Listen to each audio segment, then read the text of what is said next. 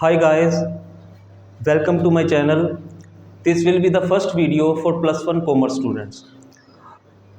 आज हम इस वीडियो में अकाउंट्स की बुक का पहला चैप्टर इंट्रोडक्शन में हम बुक कीपिंग, अकाउंटिंग और अकाउंटेंसी का मीनिंग करेंगे।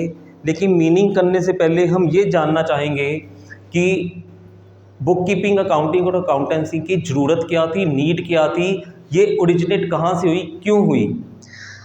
देखो, आप +1 में हो, ये आज आपका पहला लेक्चर है। इससे पहले आपने 10th करके आए हो अलग अलग स्कूल से, और आप जब 10th पढ़ते थे तो बच्चों के मन में प्रश्न आता है। बच्चे मुझसे कई बार पूछते हैं, सर हमने 10th में इतने सब्जेक्ट पढ़े, हिंदी पढ़ी, इंग्लिश पढ़ी, स्टेट लैंग्वेज पढ़ी, किसी ने पंजाबी, कन्नड़, उर्दू या कोई भी अलग अलग लैंग्वेज, तेलुगु पढ़ी, उसके बाद मैथमेटिक्स किया, साइंस किया, सोशल स्टडी किया।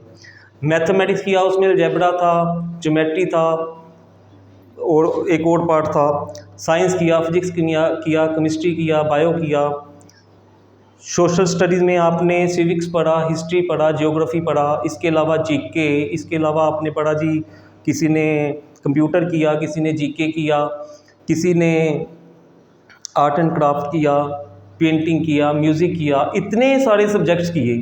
तो बच्चे कई बार आते हैं, पूछते हैं, सर ये इतने सब्जेक्ट करने के बाद अब ये नए सब्जेक्ट की क्या ज़रूरत है, क्या उसी में आगे नहीं चल सकते थे।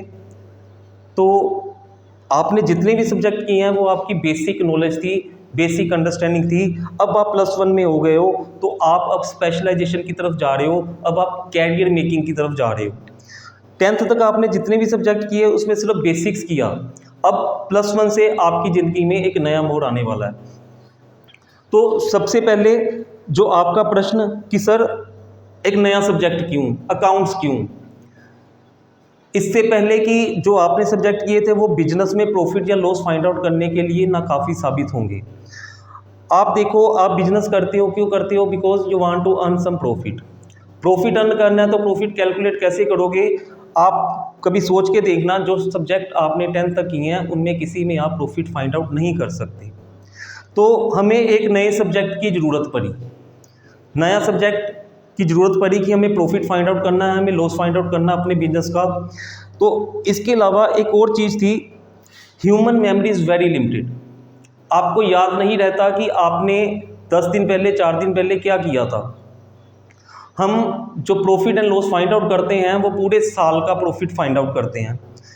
अगर मैं आपसे पूछूं कि 4 दिन पहले आपने ब्रेकफास्ट में क्या खाया था, या लास्ट वीक सेम डे आपने कौन सी शर्ट डाली थी, कौन सा सूट डाला था, कौन सा टॉप डाला था, कौन सी जीन डाली थी, तो आपको याद नहीं होगा। अगर मैं पूछ लूँ कि 2 महीने पहले आपने फलां डेट को फलां दिन में कौन सी सब्जी के साथ खाना खाया था या कहाँ खाया था, तो आपको याद नहीं रहेगा। तो ऐसी सिचुएशन में अगर हम बिजनेस की बात करें, अगर आप कोई बड़ा बिजनेस ले लो जिसमें कोई स्टोर ले लो, जैसे विशाल मेगा मार्ट है या डी मार्ट है, या ऐसे कोई बड़े स्टोर जो हैं अलग अलग शहरों में लोगों के पास जो स्टोर है, उन स्टोर्स में आप देखोगे कि एक ही दिन में हज़ारों कस्टमर आते हैं। हज़ारों कस्टमर कुछ लेते हैं, कुछ नहीं लेते, कोई 2 चीज़ लेते हैं, कोई 50 लेते हैं, तो शॉपिंग करते हैं, चले जाते हैं। अगर मैं इसे रिकॉर्ड नहीं करूं तो is it possible to remember each and every transaction? नहीं, ये हम रिकॉर्ड नहीं कर सकते, हम याद नहीं रख सकते। तो ह्यूमन मेमोरी की इस लिमिटेशन को दूर करने के लिए एक नए सब्जेक्ट की ज़रूरत पड़ी कि हम वो चीज़ें, वो बातें जो बिजनेस में की हैं उनको कहीं लिख लें, कहीं नोट कर लें, जिससे कि हम इस अपनी ह्यूमन मेमोरी की लिमिटेशन जो है उसको कवर अप कर सकें। तो इसके लिए हमें एक नए सब्जेक्ट की ज़रूरत पड़ी। अब जो हमारा सब्जेक्ट है उसको आपने कभी देखा होगा, कोई तो कहता है बुक कीपिंग, कोई कहता है अकाउंटिंग, कोई कहता है अकाउंटेंसी। तो अब हम बुक कीपिंग, अकाउंटिंग और अकाउंटेंसी का अलग अलग से बड़ा क्लियर एंड कट मीनिंग समझेंगे, जिससे कि हमारी जो कन्फ्यूज़न है वो ख़त्म हो जाए। सबसे पहले टर्म है book keeping. Book keeping, books को रखना, बुक को कीप करना, अपने पास रखना।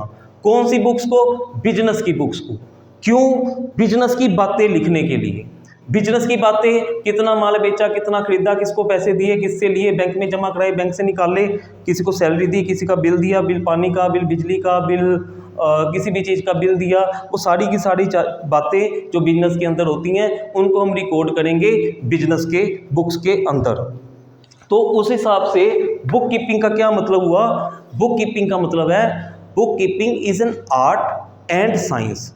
Bookkeeping is an art and science of recording business transactions in a proper set of books. Proper set of books मैंने बोला, प्रॉपर सेट ऑफ बुक्स का मतलब ये नहीं मतलब है कि एक पर्टिकुलर बुक्स लगानी है बिजनेस के लिए। जो भी आप आगे जब जैसे जैसे आप आगे बढ़ोगे आपको पता लगेगा, cell book, purchase book, cash book, है ना, अलग अलग तरह की बुक्स होती हैं बिजनेस के लिए। इसका मतलब ये नहीं था कि आप कोई भी बुक में कुछ भी रिकॉर्ड कर दो, कोई रजिस्टर मिला, कोई कॉपी मिली, कोई अखबार पे लिख दिया, ये लिख दिया, वो नहीं करना। प्रॉपर सेट ऑफ बुक्स चाहिए जो बिजनेस की हो, जिसमें उसी बिजनेस की सारी ट्रांजैक्शन को रिकॉर्ड करेंगे। तो बुक कीपिंग में था art and science of recording business transaction in a proper set of books is called book keeping. Book keeping जो है it's a primary level of accounting. Anybody can do this, even you people can do this kind of book keeping. How? आप कहोगे sir हमें तो कुछ भी नहीं आता, आज तो हमारा फर्स्ट डे है, हम इसको कैसे लिखेंगे? देखो, बुक कीपिंग सिर्फ रिकॉर्डिंग एस्पेक्ट को देखता है। आप 10th तक पढ़े हो, आपको इंग्लिश लिखनी आती है, हिंदी लिखनी आती है। मान लो आप अपने पापा के बिजनेस में गए, आज आपका कोई एम्प्लॉई छुट्टी पे है, उधर कस्टमर ज़्यादा है, पापा कहते बेटा तू आ गया, तू ऐसा कर, कुछ ना कर, ये बिल काटी जा, जो हम बेच रहे हैं। पापा बिल कैसे काटते हैं? बेटा कुछ नहीं करना, ये डेट के कॉलम में डेट लिख दे, पैसे आ रहे हैं कैश लिख दे, जो हम बेच रहे हैं वो चीज़ लिख के उसके पैसे लिख दे, मैं बोली जाऊँगा, लिख के बिल काटी जा। तो लो जी, ये हो गई आपकी बुक कीपिंग। तो book keeping is a primary, तो ये कोई भी कर सकता है, but it does not serve any purpose. Bookkeeping से हमारा कोई ज़्यादा खास पर्पस सोल्व नहीं होता। क्योंकि हम बिजनेस क्यों करते हैं? एक सिंपल प्रश्न, why do we business? To earn money, to earn profit. तो अकाउंट्स क्यों बनाते हैं? To know how much profit we earn और suffered a loss in the business during the last financial year. Financial year आगे जाके समझेंगे। तो financial year normally वैसे 1 साल का पीरियड होता है, starts on 1 April every year and ending on 31 March every year. Detail इसकी बाद में समझेंगे, अभी के लिए इतना ही समझेंगे कि फाइनेंशियल ईयर 12 महीने का period, starting from 1 April every year and ending on 31 March every year. अच्छा, तो रिकॉर्डिंग से हमें प्रॉफिट पता नहीं लगेगा, लेकिन बुक कीपिंग सिर्फ रिकॉर्डिंग करना है। उसने कहा रिकॉर्डिंग कर दो, बुक कीपिंग हो गई। अब बुक कीपिंग के बाद दूसरी टर्म है अकाउंटिंग। अकाउंटिंग क्या है? कहता where bookkeeping ends accounting starts. Bookkeeping is a primary aspect of accounting, whereas accounting is a advance concept. अब अकाउंटिंग क्या है? अकाउंटिंग में 4 स्टेप्स हैं, किसी बुक्स में 5 दिए हैं, किसी में 6 दिए हैं। We will discuss it when we reach there. The main meaning of accounting ये 4 कंसेप्ट में ही आएगा, बाकी 5वां 6वां वैसे ही बनाए हुए हैं थोड़ा एक्स्ट्रा करने के लिए, बुक्स को सेल शो करने के लिए, बुक्स को डिफरेंट शो करने के लिए। किसी ने 5 या 6 या 7 पॉइंट बनाए होंगे, लेकिन जो अगर आपको मार्क्स गेट करने हैं, अगर आपको क्लियर करना है, तो ये 4 जो मैंने अभी लिखे हैं, अभी मैं इनको एक्सप्लेन करूँगा, इनको समझ आ जाएगा तो आपको अकाउंटिंग का मीनिंग समझ आ जाएगा। पहला है recording. Recording is just like book keeping. Accounting कहता है मेरे 4 स्टेप है, अकाउंटिंग के 4 स्टेप है। पहला है रिकॉर्डिंग। रिकॉर्डिंग में क्या है? बुक कीपिंग वाला पार्ट। बुक कीपिंग में क्या था? Recording of business transaction. तो book keeping and recording is one and the same thing. इसमें क्या आपने सिर्फ रिकॉर्डिंग कर देनी है, कितनी सेल हुई, कितनी परचेज हुई, किसको पेमेंट दी, किससे रिसीव की, बैंक में कितना जमा कराया, कितना कराया, सैलरी कब दी, किसको दी, कितनी दी, बिल बिजली का दिया, बिल पानी का दिया, टैक्स कितना दिया, जीएसटी कितना दिया, वो सारी रिकॉर्डिंग करी जानी है। जब आप सारी रिकॉर्डिंग कर लोगे तो वो पहला स्टेप आपका साथ साथ होता जाएगा। सेकंड स्टेप है क्लासीफाइंग। अब अकाउंटिंग प्रॉपर शुरू हो जाएगी क्लासीफाइंग से। क्लासीफाइंग का मतलब क्या होता है? सेग्रीगेट करना, या हिंदी में कहें तो अलग अलग करना। ठीक है।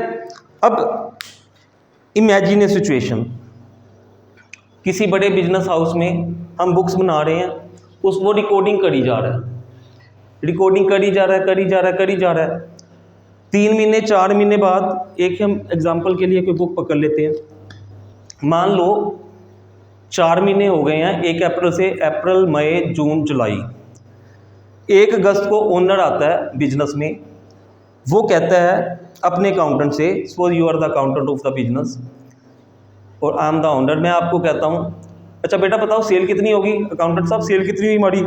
सर सेल मान लो इतने पेज बढ़ चुके हैं जिसमें मैंने ट्रांजैक्शन डाल ली है, ये सारी बुक बढ़ चुकी है, अब यहाँ तक ट्रांजैक्शन डल गई है। इसमें इसी बुक में आपने सेल लिखी, परचेज लिखी, एक्सपेंसेस लिखे, सैलरी लिखी, बैंक में पैसा जमा कराया, कैश जमा कराया, कैश विड्रा किया, capital drawing, what ever it is, इसमें सारी ट्रांजैक्शन आपने इनमें लिखी हुई है। तो अब मैं आपसे पूछूं कि अकाउंटेंट साहब बताइए हमारे बिजनेस में पिछले 4 महीनों में, पिछले 3 महीनों में कितनी सेल हुई? तो आप मुझे कैसे बताओगे? इतने सारे पेज हैं, पहले तो आप वो फिगर ढूंढोगे सेल की, फिर उसका टोटल लगाओगे, तो मुझे लगता है कि आप 2 दिन 4 दिन तो इसी बात में ले लोगे। अब मैं ओनर हूँ, मुझे तो अभी बताओ सेल कितनी है। अच्छा चलो आपने किसी तरह से सर मैं कल बता दूंगा, परसों बता दूंगा, बता दिया। अब आपने सेल बताई, मैंने साथ ही पूछा भैया परचेज भी तो बताओ। सर परचेज तो आपने बोला ही नहीं, मुझे फिर 2 दिन दो, फिर आप शुरू से शुरू हो गए, परचेज की ट्रांजैक्शन ढूंढी, ठीक है, फिर कितना टाइम लग गया। तो अभी तो मैंने सेल पूछा, परचेज पूछी, परचेज होता है जो खरीदते हैं, सेल जो बेचते हैं। मैं पूछूं सैलरी कितनी दी, बैंक में पैसे कितने जमा कराए, बैंक से पैसे कितने लिए, कितने पैसे लोगों को देने वाले हैं जिनसे हमने सामान खरीदा था, कितने पैसे लेने वाले हैं जिसको हमने सामान उधार पे बेचा था, अलग अलग पार्टी का बताओ। मान लो आपने 100 लोगों को सामान बेचा है उधार पे, तो is it possible for you to tell me? तो ये तो आप सारा साल तो इसी में टोटल करने में लग जाओगे, तो ये तो पॉसिबल नहीं है। तो it becomes very cumbersome and wastage of time as well as wastage of money. तो आप हमारा पर्पस अकाउंटिंग का ख़त्म हो जाएगा। तो अब हम क्या करते हैं, हम क्लासीफाइंग करते हैं, हम अलग अलग करते हैं। अच्छा थोड़ा सा आपको बताऊं, जब हम ये रिकॉर्डिंग करेंगे तो हमारा चैप्टर होगा जनरल। इट्स टू अर्ली, अभी जनरल अर्ली है, अभी कुछ टाइम बाद हम जनरल करेंगे। लेकिन जब हम जनरल चैप्टर करेंगे तो समझ लेना कि हम रिकॉर्डिंग कर रहे हैं, और जब हम क्लासीफाइंग करेंगे तो हम चैप्टर करेंगे, हम कौन सा चैप्टर करेंगे, हम लेजर करेंगे। दो ये भी अभी बहुत दूर है, लेकिन अब क्लासीफाइंग में अलग अलग क्या करना, क्लासीफाइंग में हम क्या करते हैं, हम एक अलग जनरल के बाद एक अलग रजिस्टर लगाते हैं जिसको हम कहेंगे लेजर।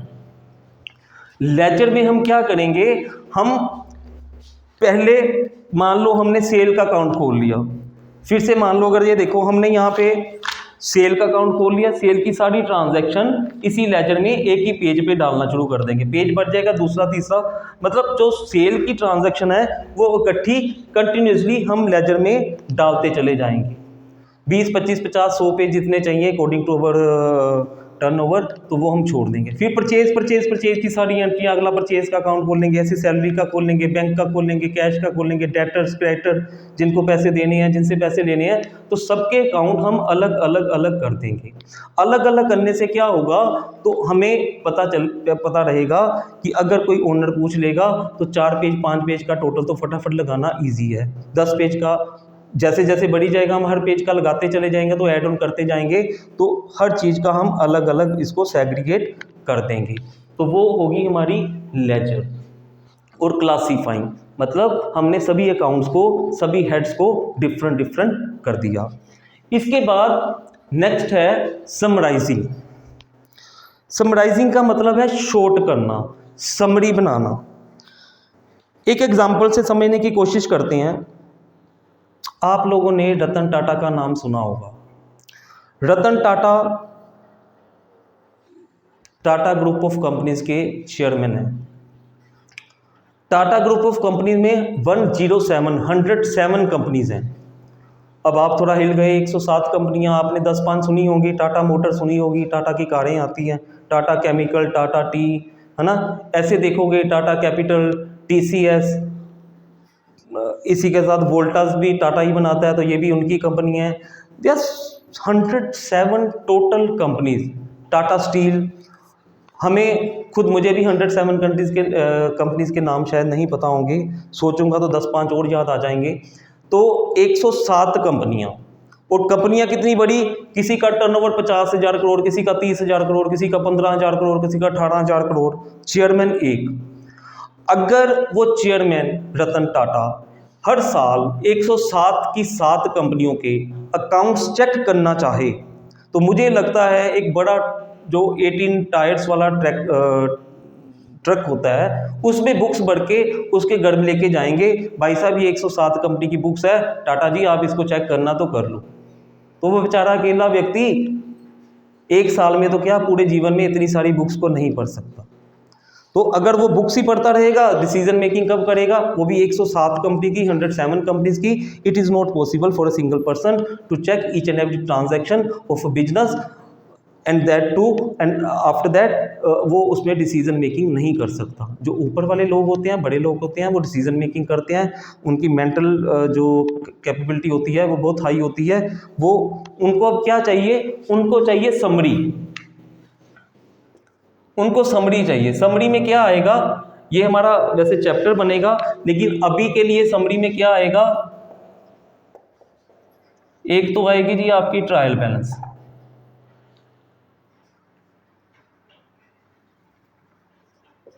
ट्रायल बैलेंस आएगा। दूसरा आएगा trading and profit and loss account, और तीसरा आएगा आपका बैलेंस शीट। ये 3 चीजें अगर हम बना दें तो ये समरी आएगी। ये आपका पूरा ट्रायल बैलेंस एक चैप्टर होगा, छोटा सा 8वां-9वां चैप्टर होगा, बुक का शायद 10वां होगा, और ये आपका 17वां-18वां चैप्टर होगा, trading and profit and loss account balance sheet बनाएंगे। इसका मतलब है जब हम पूरी बुक करेंगे, +1 के एंड में आएंगे तो हम ये चैप्टर समरी करेंगे, तो हमें समझ आएगी कि हमने क्या किया, कैसे किया। अब ये समरी है, किसी बड़ी से बड़ी बहुत बड़ी कंपनी भी हो जाए जिनका लाखों नहीं, करोड़ों नहीं, अरबों में भी टर्नओवर है, तो ये जो 3 स्टेटमेंट्स हैं वो ज़्यादा से ज़्यादा 15, 20, 25, 30 पेज में आ जाएगी। कहाँ वो ट्रक भर के किताबें, कहाँ हर कंपनी का 15 से 20 पेज का एक समरी। तो इस समरी को देख के कोई भी व्यक्ति आराम से डिसीजन ले सकता है कि उसने पूरे साल के अंदर क्या काम किया, कंपनी ने कैसा काम किया, हाउ टू इम्प्रूव फर्दर, इसको कैसे इम्प्रूव करेंगे, कैसे इसको ठीक करेंगे, क्या गलत है, क्या हुआ, तो इस समरी को देख के वो कर सकता है। तो trading and profit and loss account and balance sheet और ट्रायल बैलेंस, ये हम समरी बना देंगे, समराइज करेंगे, जिससे कि हम डिसीजन मेकिंग कर सकें। उसके बाद चौथा है मेजर इंटरप्रेटिंग। इंटरप्रेटिंग क्या है, इंटरप्रेटिंग का मतलब है किसी बात का मतलब निकालना, इंटरप्रेट करना। अब सीधे सीधे शब्दों में कोई बात कही हो तो हम सीधा सीधा समझ लेते हैं, लेकिन जब बड़े लेवल पे बात होती है तो कहते कुछ है मतलब कुछ और होता है, तो उसको इंटरप्रेट करना होता है अपने हिसाब से। अभी रिसेंटली मैं आपको बताऊं, हमारे देश के प्रधानमंत्री नरेंद्र मोदी ने एक सभा में कहा कि एक ही परिवार के सभी व्यक्तियों के लिए एक सा कानून होना चाहिए।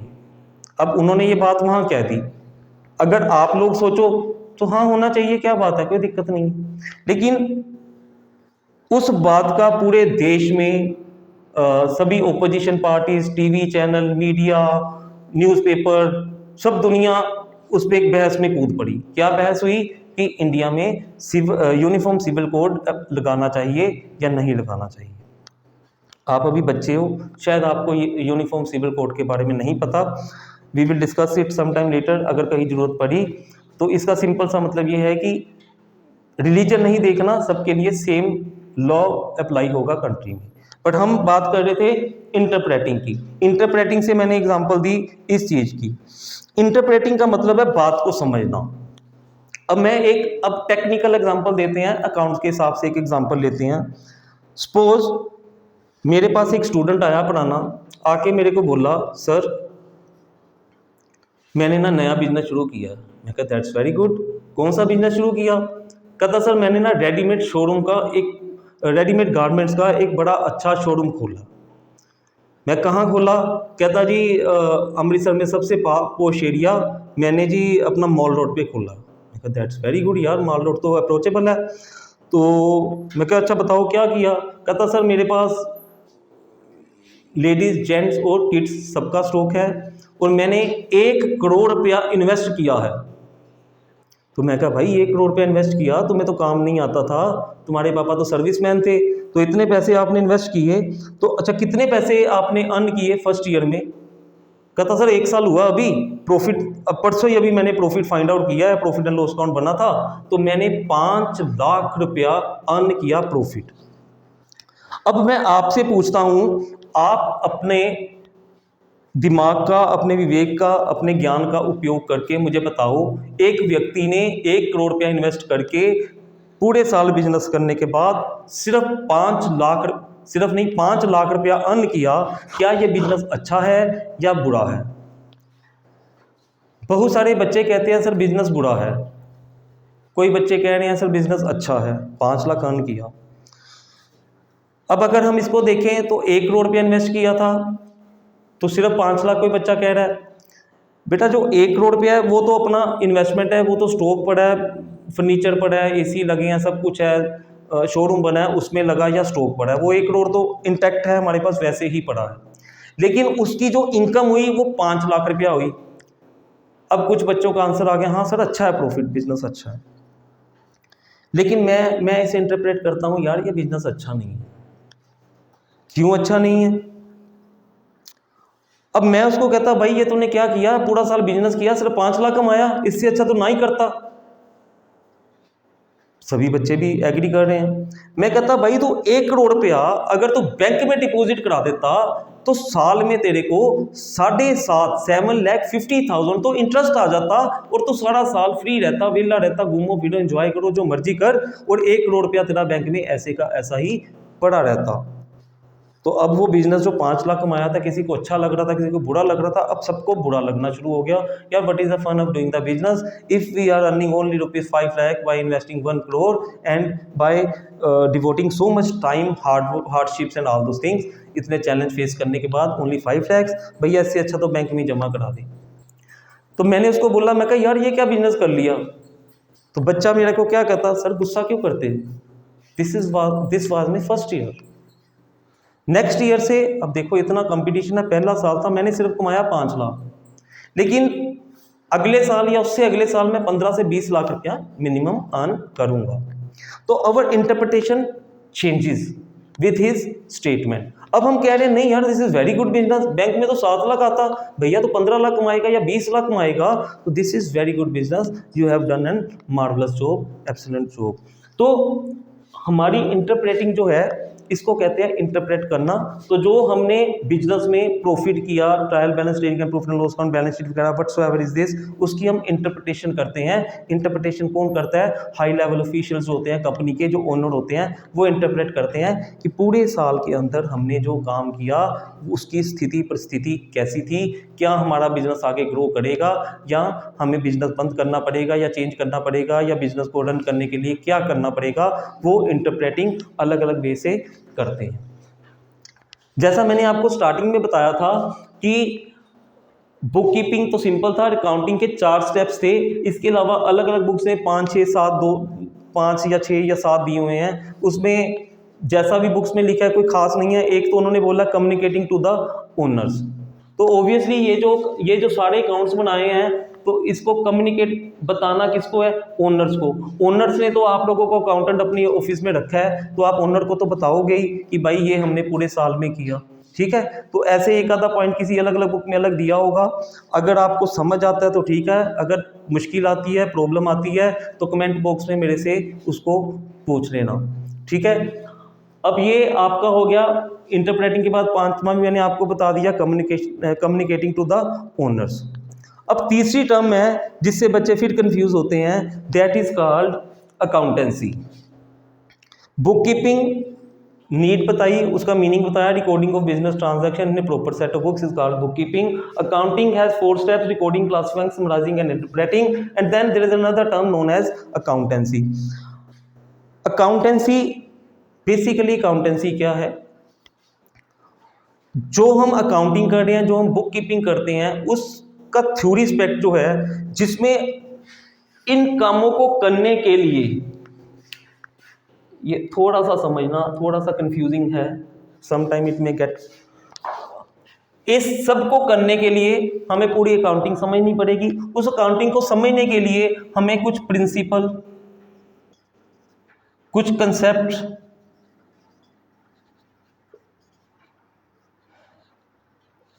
कुछ कंसेप्ट्स, कुछ रूल्स पढ़ने पड़ेंगे, लगाने पड़ेंगे। ऐसे तो नहीं जो दिल किया जैसे कर लिया, इसका दिल किया उसने वैसे कर लिया, उसका वैसे किया उसने वैसे कर लिया, कैसे कर लिया। इन सब को करने के लिए जो रूल्स, प्रिंसिपल, कंसेप्ट पढ़ेंगे, करेंगे, लगाएंगे, इस पे जो अप्लाई करेंगे, वो सब चीज़ें हम पढ़ेंगे अकाउंटेंसी में। तो accountancy is that part of accounting in which we study rules, regulation, principle, concepts of accounting. तो इससे हमारा तीनों का मीनिंग क्लियर हुआ। आज की वीडियो में हमने सिर्फ इतना ही करना है, जो इंट्रोडक्टरी वीडियो थी। नेक्स्ट वीडियो में मैं आपको टर्मिनोलॉजी कराऊंगा, जो सिंपल टर्म्स है, जो छोटी छोटी टर्म्स हैं, जो हमारे अकाउंट्स में बार बार यूज़ होती हैं, जैसे डेटर क्या है, क्रेडिटर क्या है, कैपिटल क्या है, ड्राइंग क्या है,